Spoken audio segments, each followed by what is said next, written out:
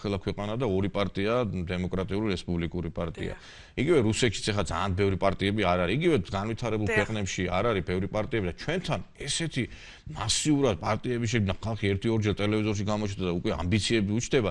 ამდენი პარტიები კიდევ ერთხელ მიანიშნებს ჩვენს რაღაცა ამპარტავნულ ხასიათს, რომ ყველას რაღაცა პირველობა გვინა. ეს არის სირცხვილი ახლა მართლა რომ ამდენი პარტიას თან ახლა უნდა გავითვალისწინოთ რომ ეს იქნება უპრეცედენტო არჩევნები იმ კუთხით რომ ძალიან ცოტა 56-ია უკვე დარეგისტრირებული. არა, ეგ გასაგებია, უპრეცედენტო იქნება იმ კუთხით რომ ძალიან ცოტა მივა ამომრჩეველი. მე ასე მგონია. სხვა შორის ყველა კვლევა ადასტურებს. ხო, ყველა კვლევა ადასტურებს. აქედან გამომდინარე, მე ვფიქრობ რომ ხელისუფლება მიიღებს რაოდენობას, იმ რაოდენობას, რომელიც მას აქვს, მე ვფიქრობ ჩაფიქრებული რამოს, ნაციონალურ მოძრაობას მიიღებს ხმებს, იმიტომ რომ ეს არის სექტა, რომელსაც რაც არ უნდა მოხდეს ქვეყანაში, მივა ხალხი და მისცემს ხმას და ეს უბრალოდ იმაზეა დამოკიდებული, რა ხმებს მიიღებს, ანუ რაოდენობა. თუ რაოდენობა ბევრი არ მივიდა, გახსოვთ ალბათ მარგველაშვილი რომ გახდა პრეზიდენტი, მას ცოტა მივიდა ამომრჩეველი და ბაკრაძე იმიტომ გავიდა მეორეზე. ეხლა თუ ამომრჩეველი არ მივიდა, ჩვენ შეიძლება ვიხილოთ ის რომ ნაციონალურ მოძრაობა იყოს მეორე ძალა ქვეყანაში. ამიტომ ამომრჩევლის მისვლა ნაციონალურ მოძრაობაში ამბობენ რომ ოქტომბერში ისინი დაამთავრებენ ხელისუფლებას. მე კი არ მინდა, ნუ ნაციონალურ მოძრაობის დამთავრებას ირცხვი კარგით რა.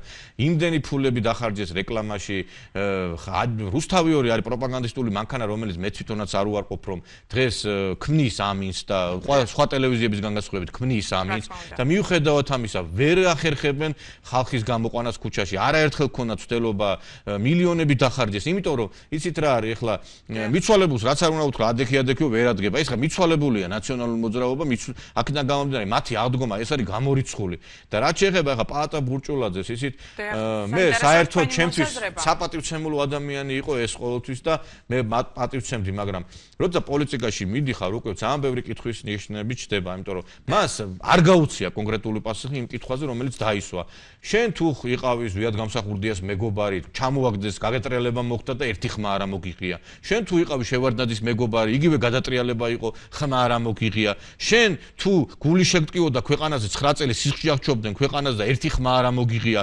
და ეხლა გამოდიხარ და მე ქვეყანას ჭირდება. ქვეყანას ჭირდებოდა მაშინ 92-ში, 2003-ში და იმ წლებში. მაშინ შეიძლება მღეროდა პარტია. არა, რა მღეროდა, ეხლა იცით რა, საქართველოში იგივე სასულიერო პირებზე რომ ვლაპარაკობთ, ქვეყანას რომ ტერი შემოესეოდა, სასულიერო პირები იხდიდნენ ანაფორას და იარაღს იღებდნენ და ბრძოლობდნენ ქვეყნის ტერიტორიულ მთლიანობისთვის. შენ როცა ქვეყანას უჭირდა, მაშინ უნდა დამდგარიყავი. მე კიდე ხა პაატა ბურჭულაძის და ნაციონალური მოძრაობის სიახლოვე თვალშისაცემია, იმიტომ რომ იქ არის ხალხი, რომლებიც საკმაოდ გამოირჩევიან აი იქ აი სულისკვეთებით. ნაციონალური მოძრაობა ჩვენ როგორც ასეთი პარტიის სიტყვის და აბრევიატურის ალერგია კი არ გვჭირს. ჩვენ იდეოლოგიის მიმართ და იმ განწყობების მიმართ გვაქვს ესეთი განწყობილება და იგივე განწყობილება აქვს. ეხლა ჩემთვის მაგალითად ეკა რუსთავიორს ვინც მხარს დაუჭერს, ეს მარტო პაატა ბურჭულაძეს არ ეხება. ან საკონსტიტუციო სასამართლოს მოსამართლეებს ყინწვისის ანგელოზებად მოგვივლინს, ჩემთვის ის არის ნაციონალური მოძრაობა ჩათვალე და იმ რეჟიმის მხარდამჭერი, იმიტომ რომ იცით რა არის ხარ რუსთავიორი არ არის ტელევიზია და ეხლა რუსთავიორს რო დაუჭერ ასე ღიად მხარს და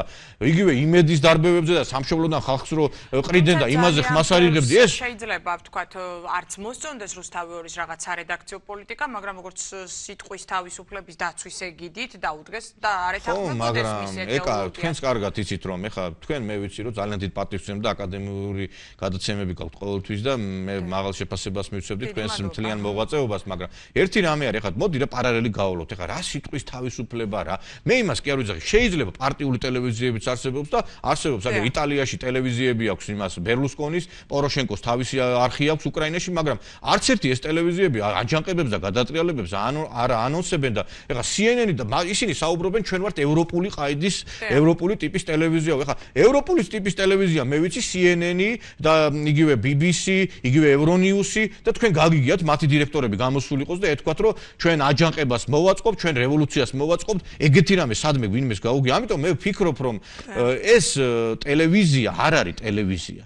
ამას არავითარი შეხება არ აქვს. შეიძლება შენ მე იმას კი არ ვიძახი, რომ კრიტიკა არ უნდა ისმოდეს და ბევრს ესე აღიქვამს. აი შენ ახლა რუსთავიორის წინააღმდეგი, ესე იგი არ მოგწონს ის რომ კრიტიკა ისმის ჩვენ ეთერში. კრიტიკა უნდა იყოს და ყველა ტელევიზია ხო, მაგრამ ეს ეხა შენ როდესაც აჯანყებები და ბატონ ნიკოლოზ ბოლოსკენ მიდის ჩვენი გადაცემა, ამიტომ უნდა გკითხოთ არჩევნებზე მაინც რა შედეგებს ელოდებით, რა შენიშვნას მისცემთ ქართულ ოცნებას, რის გამოსწორებას ურჩევდით მას და ასე ვთქვათ, როგორ გესახებათ, ასე ვთქვათ, სქემა როგორი იქნება, ასე ვთქვათ, პროცენტულად. ძნელია ცოტა წინასწარ ქართულ პოლიტიკაში პროგნოზების გაკეთება, მაგრამ მაინც გიყავთ. მე ვიცით რა, მე მარტო ქართულ ოცნებას კი არა, ყველა პოლიტიკურ ძალას, რა ჩემს რაიმე განსაკუთრებული ქართული ოცნება არ არის, იმიტომ რომ მე ყველა პარტია, რომელიც არის ორიენტირებული ქვეყნის განვითარებაზე, მინდა რომ იყოს არა პრორუსული, არა პროამერიკული, საერთოდ პროები მინდა დამთავრდეს. რატომღაც 800 სიტყვი ეგრევე კრემლის აგენტის სტატუსი გაქვს მონიჭებული.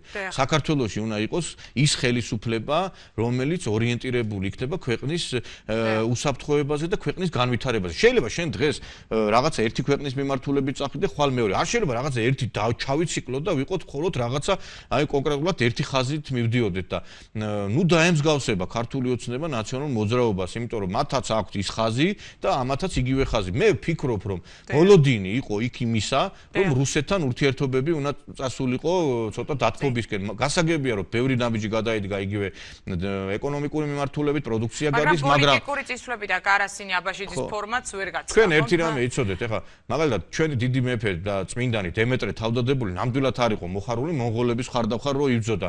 ის ადამიანი დედამოუკლეს მონღოლებმა, ქვეყანა აუოხრეს, მაგრამ ვინაიდან თვითონ ქვეყნის მდგომარეობა ისეთი იყო, რომ სხვანაირად არ შეიძლებოდა ადამიანი ითვალისწინებდა იმ მდგომარეობას.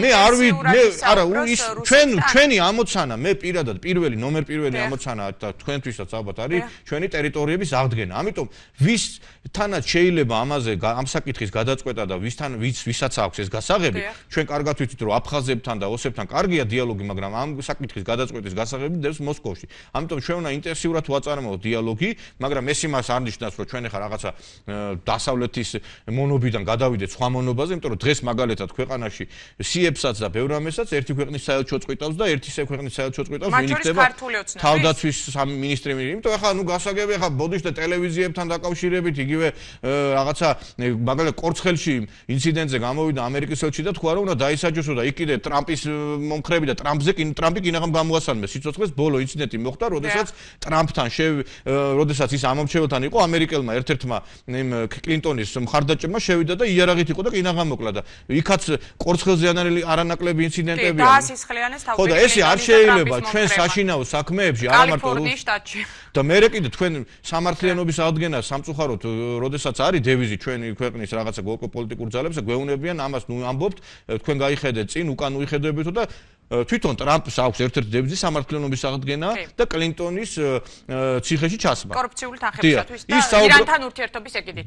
და ბატონი და ეხა იმას რატო არ ეუნებიან, რატო არის მის ამერიკაში, რომ აი ტრამპი ესეთ განცხადებებს აკეთებს. ჩვენ არ უნდა ვიყოთ ვიღაცის ხელის ბიჭები ნამდვილად. გასაგებად. თქვენ რას აპირებთ? ბოლო კითხვა პოლიტიკაში აპირებთ თუ არა, როგორც თავადბზანი ძალიან მოდური გახდა პოლიტიკაში წასვლა ჟურნალისტების, უფლებადამცველების, არასამთავრობო ორგანიზაციების. რა თქმა უნდა, ეხა მე რა თქმა უნდა არაფერი არასდროს თქვა არა, გამორიცხული არაფერი არ არის. მე მქონდა გარკვეული წინადადებები ისეთი პარტიებიდან, რომელსაც საკმაოდ დიდი შანსები აქვს, რომ მოხვდნენ პარლამენტში. ჯერჯერობით ამ კუთხით არაფერი სიახლე არ არის, თუმცა გამორიცხული არაფერი. თუ რაღაცა იქნება პირველი შემთხვევა. წარმატებებს გისურვებთ, დიდი მადლობა რომ გსტუმრობდით, გისურვებთ წარმატებებს. ნახოთ